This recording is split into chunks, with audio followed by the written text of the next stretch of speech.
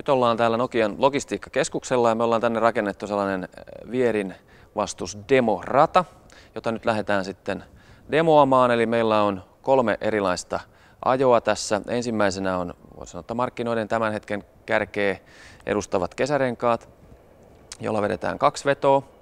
Eli päästään tuolta lavalta lähettämään auto, joka sitten vierii niin pitkälle, kun niillä pystyy vierimään. Sen jälkeen vaihdetaan renkaat, tarkistetaan ilmanpaineet ja sitten laitetaan markkinoiden parhaat talvirenkaat, eli Nokian hakkapelit R-talle ja katsotaan, mihinkä ne vierii. Ja sitten viimeisenä katsotaan sitten tämmöinen lähitulevaisuuden Nokian prototyyppi, että mihinkä asti sillä sitten päästään ja päästäänkö parhaaseen A-ryhmään vai ei.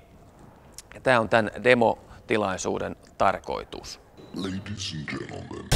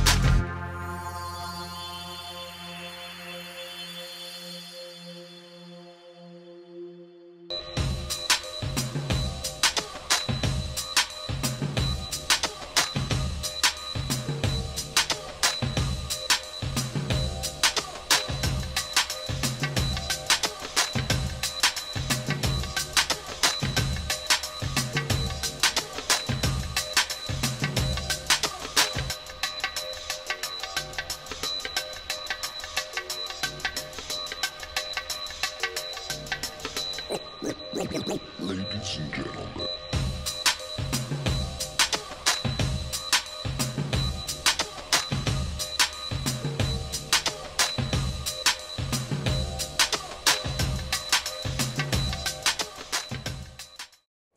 No niin, tässä viimeisenä 3. tehtiin tämä rullauskoe näillä Nokian kesärengasprototyypeillä.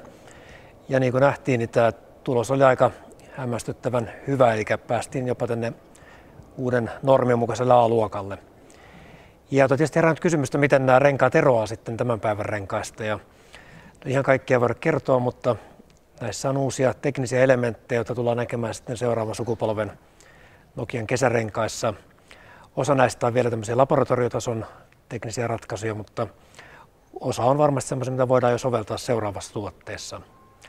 Haasteenahan on tietysti paitsi tämä vierintävastus, myös pitää myös nämä muut tärkeät ominaisuudet hyvällä tasolla.